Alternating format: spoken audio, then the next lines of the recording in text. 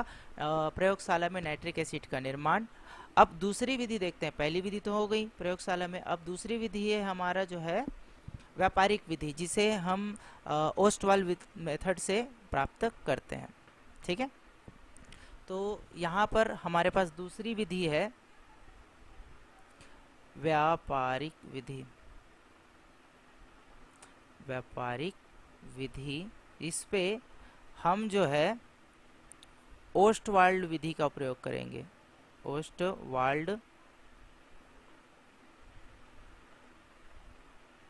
Ostwald विधि के द्वारा क्या किया जाएगा, जो है नाइट्रिक एसिड का निर्माण होता है। ठीक है, तो ओस्टवाल्ड मेथड में इसमें क्या होता है, नाइट्रिक एसिड को ज़्यादा मात्रा में हम अमोनिया के एक उत्प्रेरक कक्ष में भेजा जाता है और वहाँ पर जो है इसे जला करके ऑक्सीजन के संपर्क में ला करके क्या किया जाता है, नाइट्रिक एसिड प्राप्त किया जाता है। तो ये एक, अब चूंकि ये व्यापारिक विधि है तो हम इसे बल्क में क्या करते हैं, निर्माण करते हैं नाइट्रिक एसिड का। तो बल्क में निर्माण करने के लिए एक बड़े उपकरण की आवश्यकता होगी, एक संयंत्र की आवश्यकता होती। तो वो संयंत्र कैसे होते हैं, किन किन भागों से मिल करके बने होते हैं, वो पूरा डिटेल्स हम इसमें देखेंगे। ये काफ़ी इंपॉर्टेंट है बच्चों, आप इसको अच्छे से समझना। ठीक है, पूछा जाता है पेपर में, ये मोस्ट इंपॉर्टेंट क्वेश्चन है, ओस्टवाल्ड मेथड से नाइट्रिक एसिड का फॉर्मेशन। ठीक है, तो यहाँ पर जो है ये नाइट्रिक एसिड का फॉर्मेशन अलग अलग स्टेप्स में होते हैं। ठीक है, इसको आपको ध्यान रखना है। तो ओवरऑल हम इसे देखते हैं कैसे स्टेप बाय स्टेप यहाँ पर ये काम करता है। तो सबसे पहले यहाँ पर कन्वर्टर आता है। क्या होता है, कन्वर्टर, जिसे हम परिवर्तक भी कहते हैं। परिवर्तक, ये परिवर्तक चेंबर या फिर कक्ष, जिसे कन्वर्टर कहा जाता है, यहाँ पर क्या करते हैं, इसका दूसरा नाम भी है, इसे उत्प्रेरक कक्ष भी कहा जाता है। उत्प्रेरक कक्ष, जैसे कि आप यहाँ पर डायग्राम में देख पा रहे होंगे, ये देखो, ये है उत्प्रेरक कक्ष, जिसे कन्वर्टर, परिवर्तक या फिर उत्प्रेरक कक्ष भी कहा जाता है। इसमें क्या होते हैं, ये ओवरऑल इसकी एक स्ट्रक्चर की अगर मैं बात करूँ तो ये एक स्टील की बनी हुई कुछ इस तरीके की संरचना आप देख पा रहे हैं। ये एक स्टील की बनी हुई संरचना होती है जिस पर प्लेटिनम की जाली लगी हुई होती है। ठीक है, प्लेटिनम की जाली लगी होती है जो इस चेंबर में फिट रहती है। अब हमने क्या कर रहे हैं, जो हैबर विधि, हमने इसके पहले हैबर विधि देखे थे, बॉर्न है ना, हैबर विधि, उसमें से जो हमने अमोनिया प्राप्त किया था, क्या, अमोनिया, NH3, हैबर विधि से जो हमने अमोनिया प्राप्त किया था उसको हवा के मिश्रण के साथ में, इसके हवा के मिश्रण के साथ में 1 अनुपात यहाँ पर 10 के अनुपात में मिक्स करते हैं। किसके, 1 अनुपात 10 के अनुपात में हम क्या करते हैं, मिक्स करते हैं, इस चेंबर में भेजा जाता है। ठीक है, और यहाँ पर देखेंगे तो यहाँ पर क्या होगा, जाली प्लेटिनम के, तो यहाँ पर एक प्लेटिनम होगा और यहाँ पर टेम्परेचर लगभग 1100 केल्विन टेम्परेचर यहाँ पर होता है। तो उस केस में यहाँ पर जो है नाइट्रिक एसिड अमोनिया और ये जो ऑक्सीजन है आपस में रिएक्ट करते हैं और हमें 4 मॉलिक्यूल्स नाइट्रिक ऑक्साइड के और बाकी जो है 6 मॉलिक्यूल्स वाटर के हमें प्राप्त हो जाते हैं। इसके साथ साथ जो है एनर्जी भी रिलीज होती है। कितनी होती है, -899 kilo, sorry 89.9 kilo joule energy जो है रिड्यूस हो जाती है, निकलती है। ठीक है, तो ये ओवरऑल प्रोसेस होता है आपके उत्प्रेरक कक्ष में, कन्वर्टर चेंबर में जो है इस तरीके की अभिक्रिया होगी। अमोनिया जो हमने हैबर विधि से लिया था और ऑक्सीजन जो शुष्क वायु होती है, वो दोनों को यहाँ पर 1100 डिग्री सेल्सियस पर उत्प्रेरक कक्ष में भेजा जाता है। तो वहाँ पर प्लेटिनम की जाली होती है, वह उसे उत्प्रेरित करता है और नाइट्रिक ऑक्साइड और वाटर में कन्वर्ट कर देता है। इसके साथ साथ चूँकि यहाँ पर एनर्जी लिया जा रहा है तो यहाँ पर कुछ मात्रा में ऊर्जा। अब चूँकि ये जो है अभिक्रिया ऊष्माक्षेपी अभिक्रिया है, आप देख पा रहे होंगे यहाँ पर जो है ऊष्मा क्या हो रही है, बाहर निकल रही है, ऊष्माक्षेपी अभिक्रिया है। तो इससे जो ऊष्मा निकलती है तो यहाँ पर ताप को कंट्रोल करने के लिए ठीक है, इसे गर्म करने की आवश्यकता नहीं पड़ती है, मतलब आगे जब ये जाता है तो इसे और गर्म करने की आवश्यकता नहीं पड़ती है, ये पहले से ही गर्म होता है। अब चूंकि ये गर्म है ना, तो अब इसे ठंडा करना पड़ेगा। तो ठंडा करने के लिए यहाँ पर हम सेकंड स्टेप में जाते हैं। तो यहाँ पर एक कूलिंग पाइप होता है, ठीक है, क्या होता है, कूलिंग पाइप होगा, कूलिंग पाइप या शीतलक पाइप बोल सकते हो आप इसे, शीतलक पाइप। इसमें क्या होता है, जो गैसें जो हैं, गर्म गैसें जो काफ़ी ज़्यादा गर्म होती हैं, वो इसकी सहायता से ठंडा हो जाता है। और वो जो है देखो 1100 केल्विन में था, तो ये लगभग 320 से लेकर के 325 केल्विन तक ठंडी हो जाती है। ठीक है, 1100 केल्विन टेम्परेचर था, तो यहाँ पर इस कूलिंग पाइप में जो गैसें जो बनी है, जैसे NO2 है, ये चीज़ें जो काफ़ी गर्म थी, वो धीरे धीरे कूलिंग पाइप में क्या होते हैं, ये वाला जो कूलिंग पाइप है यहाँ पर जो है कितना हो जाता है, 320 से 325 केल्विन तक हो जाता है। ठीक है, तो कूलिंग पाइप का सिर्फ इतना काम है कि वो जो बहुत ज़्यादा गर्म गैसेज होती है उसे ठंडा करने का काम करता है। उसके बाद ये जो है कहाँ पर जाता है, ये जो गैसेज हैं वो जाता है ऑक्सीडेशन चेम्बर में, है ना, ऑक्सीडेशन चेम्बर में जाता है। यहाँ पर जो नाइट्रिक ऑक्साइड है वो अस्थायी रूप से होती है और हवा में मिल करके ये नाइट्रोजन डाइऑक्साइड बना लेता है। क्या क्या बनाता है, देखो ये जो है, ये वाला जो ओवरऑल चेम्बर जो आप देख पा रहे हैं, ठीक है, ये ऑक्सीडाइजेशन चेम्बर है, ऑक्सीकरण कक्ष, ऑक्सीकरण कक्ष है। ठीक है, इस कक्ष में क्या होता है, जो NO है ना, जो नाइट्रिक ऑक्साइड है, NO जो है वो क्या करता है, फिर से, चूंकि ये अस्थायी था, गर्म था, अस्थायी था, तो ये हवा के साथ में फिर से अभिक्रिया करेगा और Na2 यानी कि नाइट्रोजन डाइऑक्साइड का निर्माण कर लेता है। कहाँ पर, ये ऑक्सीडेशन चेम्बर में होता है सारी चीज़ें। ठीक है, ओवरऑल ये जो चीज़ें हैं वो कहाँ होता है, ऑक्सीडेशन चेम्बर में होता है। उसके बाद ये जो नाइट्रोजन डाइऑक्साइड जो बना है ऑक्सीडेशन चेम्बर में, ये अब चले जाता है अवशोषक स्तंभ की तरफ। कहाँ जाता है, अवशोषक स्तंभ में।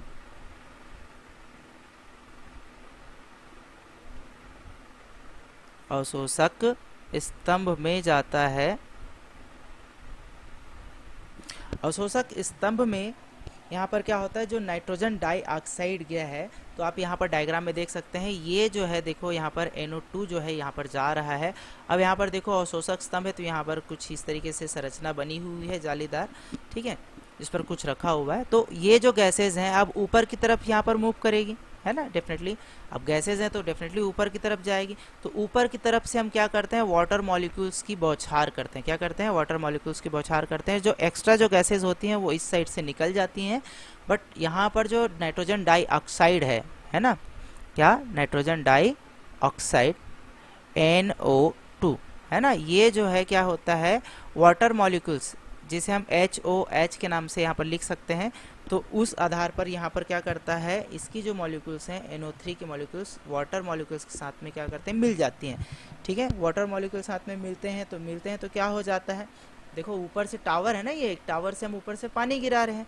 अब ये नाइट्रोजन डाइऑक्साइड इसके साथ में अभिक्रिया करता है, तो ये बनता है HNO3 का निर्माण करता है और NO फिर से यहाँ पर रिलीज हो जाता है। क्या होता है, NO जो है फिर से यहाँ पर रिलीज हो जाते हैं। ये जो है आपका क्या है, H2O है। ठीक है, कैसे हो रहा है, तो इसको थोड़ा सा मैं आपको डिफाइन कर देता हूँ। तो यहाँ पर देखो, इसमें का एक H, ठीक है, ये जो है OH सीधा सीधा, ठीक है, यहाँ पर जाएगा। अब यहाँ पर देखो NO2 है ना, तो यहाँ पर NO2 के 3 मॉलिक्यूल्स हैं। कितने हैं, NO2 के 3 मॉलिक्यूल्स हैं। NO2 के 3 मॉलिक्यूल्स हैं।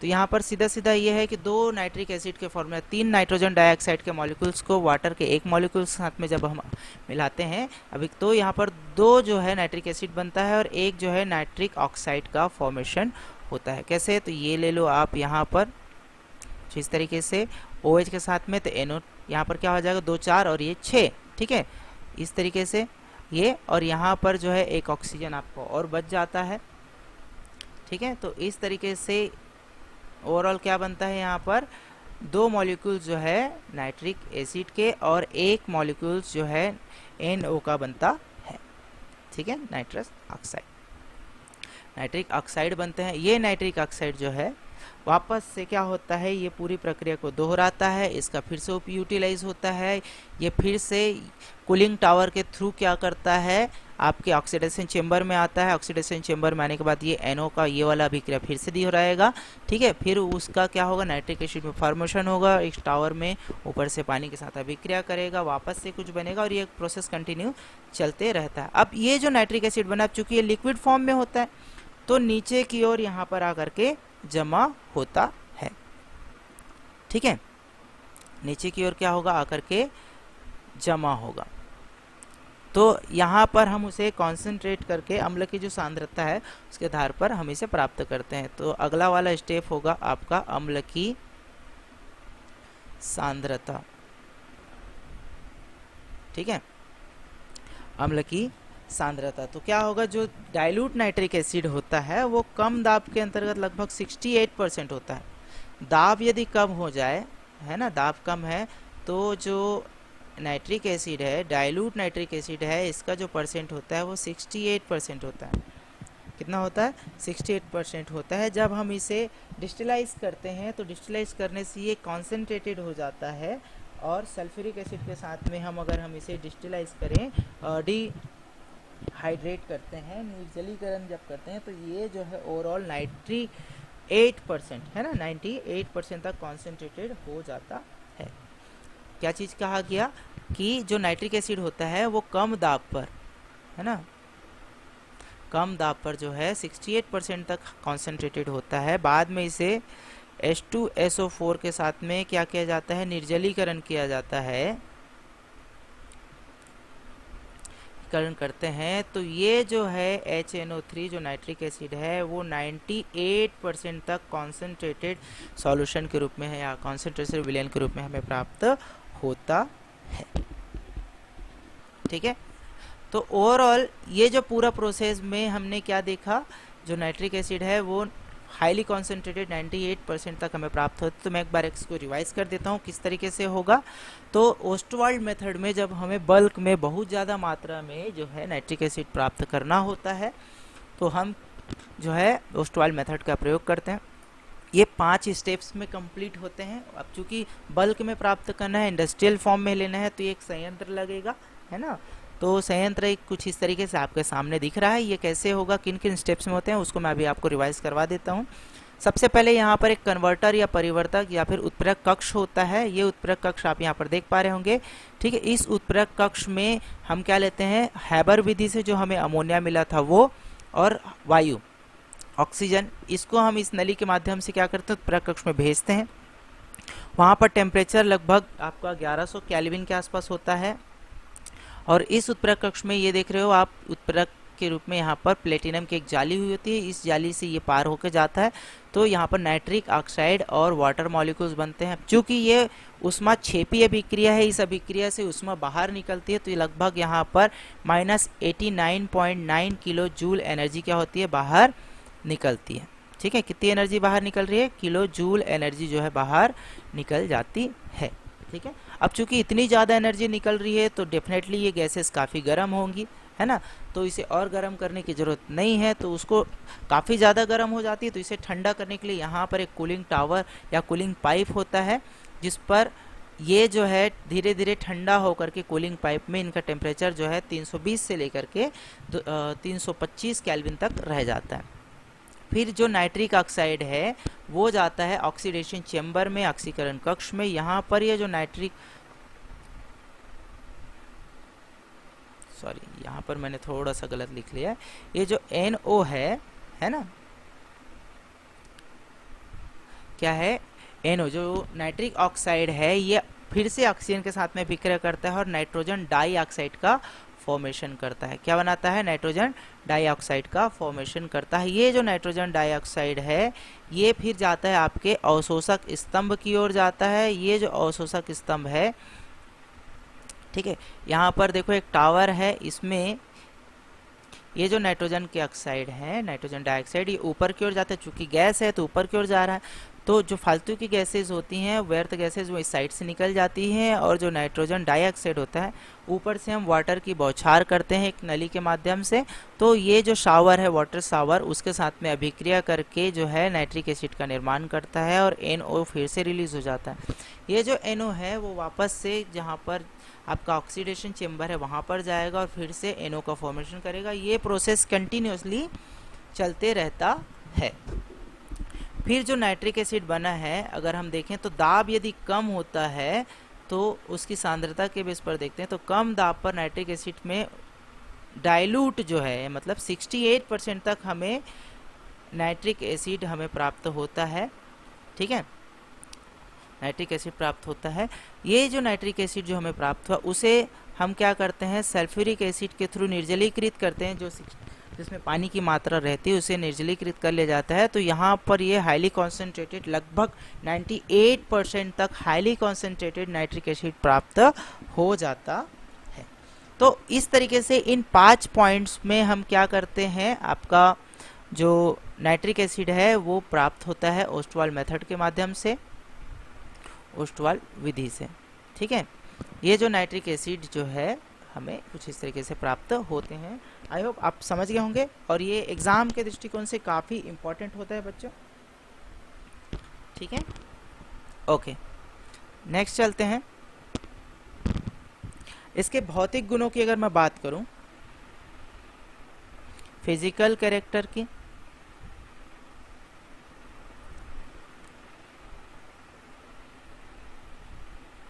भौतिक गुण, फिजिकल कैरेक्टर की अगर हम बात करें तो नाइट्रिक एसिड जो है एक कलरलेस लिक्विड होता है, ऑयली लिक्विड होता है, कलरलेस ऑयली लिक्विड होता है,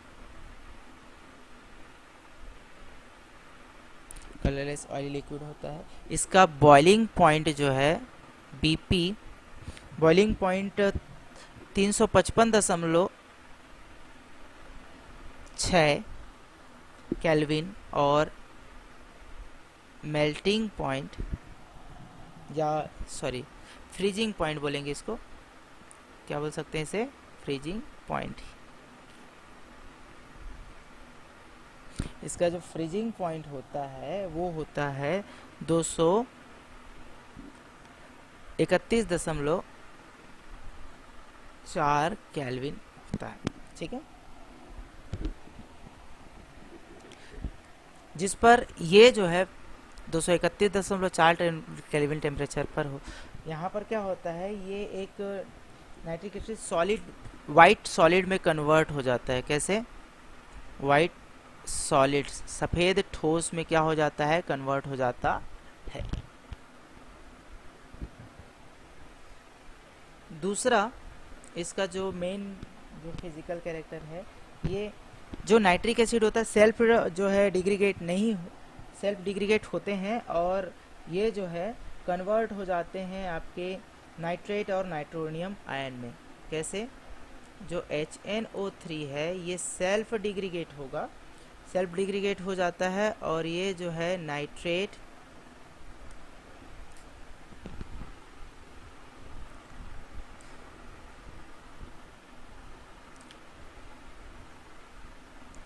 और नाइट्रोनियम आयन में कन्वर्ट हो जाता है। ठीक है, सेल्फ डिग्रीगेट होगा, क्या होगा, सेल्फ डिग्रीगेट।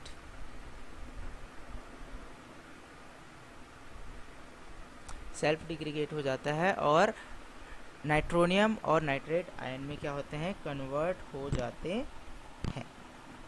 उसके अलावा इसका जो मेन थर्ड और कैरेक्टर है वो, जिसमें क्या होता है, जो 68.5%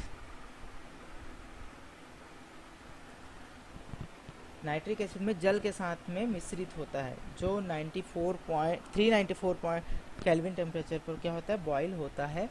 अब यहाँ पर 68% जो नाइट्रिक एसिड होता है वो रंगीन होते हैं, जो फोटोकेमिकल रिएक्शंस के रिजल्ट के आने के साथ साथ नाइट्रोजन डाइऑक्साइड में टूट जाते हैं, और उसके साथ साथ इसका कलर जो है क्या हो जाता है, येलो हो जाता है। कैसे? इसका और मेन कैरेक्टर क्या है, जो नाइट्रिक एसिड है फोटोकेमिकल रिएक्शन होगा, है ना, फोटोकेमिकल रिएक्शन होता है, और ये जो है NO2 में ब्रेक हो जाएगा और वाटर मॉलिक्यूल्स में कन्वर्ट होता है। ठीक है, जिससे इसका कलर क्या हो जाता है, येलो हो जाता है। क्या हो जाएगा, येलो हो जाता है। नेक्स्ट इसका है, ये चमड़ी को जलाता है, फोड़े पड़ जाते हैं, स्किन कलर क्या हो जाता है, येलो हो जाता है ना, स्किन को जला देता है। ठीक है, तो ये इसके कुछ भौतिक गुण है। क्या क्या? दिखने में जो है ये कलरलेस ऑयली लिक्विड होता है, इसका बॉइलिंग पॉइंट 355.6 केल्विन होता है, फ्रीजिंग पॉइंट जो है 231.4 केल्विन होता है, और ये जैसे ही फ्रीज हो जाता है तो वाइट सॉलिड फॉर्म में देखने को मिलता है। यह सेल्फ डिग्रेडेट होने की कैपेसिटी रखता है, जो नाइट्रोनियम आयन और नाइट्रेट आयन में सेल्फ डिग्रेडेट हो जाता है। फोटोकेमिकल रिएक्शन के फलस्वरूप यहाँ पर देख सकते हैं ये जो है ब्रेक होगा और इसका कलर येलो हो जाता है। ये स्किन को जलाता है, उसमें फोड़े पड़ जाते हैं और स्किन का कलर जो है येलो हो जाता है। तो ये जो है इसके कुछ भौतिक गुण हैं।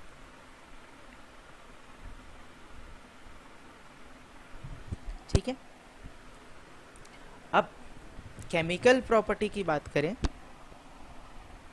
ओके, ठीक है, तो आई होप बच्चों आज के लिए इतना। ठीक है, नेक्स्ट सेशन में हम लोग इसके केमिकल प्रॉपर्टीज़ के बारे में देखेंगे, क्या क्या जो है केमिकल प्रॉपर्टीज़ हैं वो चीज़ें हम नेक्स्ट वीडियो में देखेंगे। तो आपको ये वीडियो अच्छा लगा तो वीडियो को लाइक करें, शेयर करें और सब्सक्राइब करें, ताकि इस तरीके की इंटरेस्टिंग वीडियोस जो है आपको फ्री ऑफ कॉस्ट मिलती रहे। ठीक है, तो फिर मिलते हैं अगले वीडियो में, तब तक keep reading. Okay, thank you.